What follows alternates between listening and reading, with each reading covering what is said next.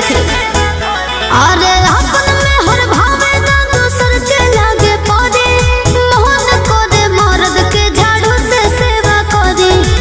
खाए में नीक लागे सावत के हाथ से, खाए में नीक लागे सावत के हाथ से।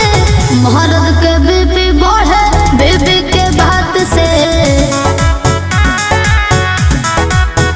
हाँ हाँ, मर्द के बीपी बढ़े बीबी के बात से।